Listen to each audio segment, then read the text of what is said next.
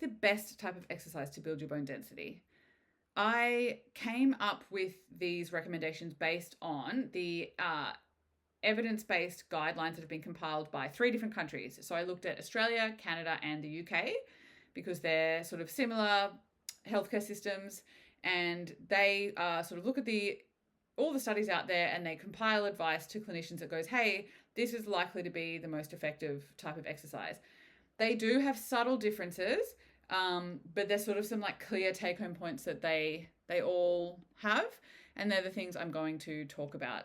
So as I've said in other videos, just bear in mind that it's very hard to give advice that isn't specialized, as in giving advice like this, that it's generic, is very hard to apply to the individual. So always know that this type of advice does not take place of proper tailored health advice. It does not take the place of an assessment by a physio or a doctor to your specific scenario.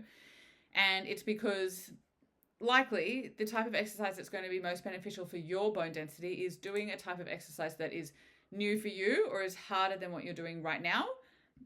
And what that looks like is vastly different for everyone. But there are some, as I said, there's some general concepts that you can then take and apply to your own situation. So the first thing is just simply meeting exercise guidelines is likely to help, because we know that people who exercise regularly tend to have higher bone density than people who don't. So the exercise guidelines are a minimum of 150, but ideally 300 minutes of exercise a week. And that counts, everything counts in that. So if you're like doing the vacuuming, that counts. But ideally, 75 to 150 minutes of that is moderate to vigorous intensity. So they are generic exercise guidelines for all adults. Most people don't meet them.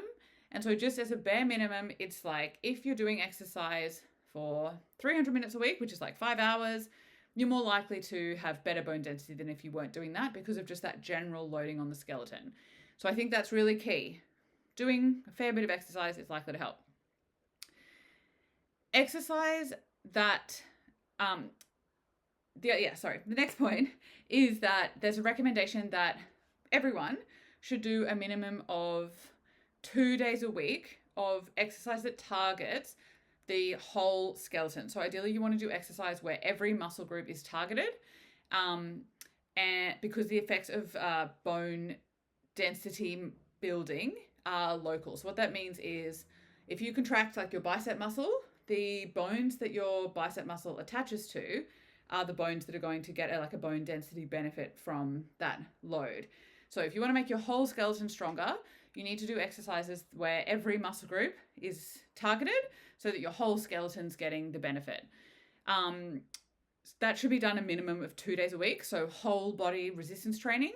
And ideally, the weights or the resistance needs to be progressed over time. So there needs to be a degree of progressive overload. So the weights need to get heavier over time, or the reps need to get higher over time. Essentially, the exercise needs to be made harder once it eventually becomes easy for you. And the reason for that is so that you can have these continued improvements on your bone density and your muscle mass. And again, this is sort of vague, and you might have someone who does the same weights for their whole life and that's enough for them. But I just think of it in the idea of that your skeleton responds best to things that are new.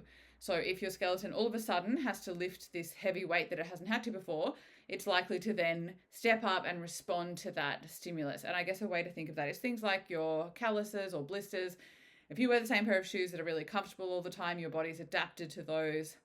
Nothing happens to the skin there. But if you put on a new pair of shoes that rubs in a certain place, your body will like lay down new tissue at that place in the form of like a corn or a blister or whatever it is to tolerate that increase in load.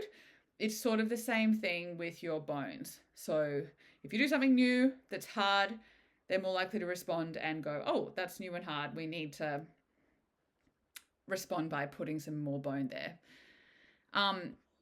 And the last thing that is, well, there's 2 things, sorry. There's 2 more sort of recommendations. One that is more consistent than the other. So the one that's very consistent is that balance training should form a part of your exercise program. And although balance training is not inherently bone building, it's important because a consequence of poor bone health might be sustaining a fracture from having a fall.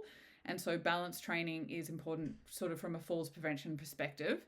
And I do think that exercises that are resistance training or strength training in nature that double as a balance exercise are really your best way to get a balance training effect instead of having to do separate strength and balance exercises. If you can combine them together, that's also completely fine. Somewhat controversial is whether you need to do impact loading or not. So impact loading is like jumping. Some of the guidelines suggest it and some of them don't. I guess what I take from it is that if it is safe for someone to do jumping, which again, you need to get targeted advice from a physiotherapist as to whether it is safe for you to do jumping or not. It might have some effect because when you sort of leave the ground to do a jump, that force that your muscles have to produce to actually propel your body weight from the floor is actually really big. And then when you kind of catch yourself on the floor again and you have that ground reaction force that you're mitigating through your muscles contracting and like controlling that landing, they're both like very significant forces. So if we know the bones respond to like big new forces, impact loading or jumping is a way to get some of that benefit. But I feel like it's not as definitively beneficial as resistance training, and it's also not necessarily safe for everyone. So that one you can kind of take or leave to an extent. So what's the bottom line? Meet exercise guidelines, 150 to 300 minutes a week minimum. Include resistance training twice a week that targets your whole skeleton, and ideally make it progressive in nature so that it gets harder over time as you start to find it easier. Include balance training for falls prevention, and if safe to do so, you might consider including some impact loading or jumping and landing training.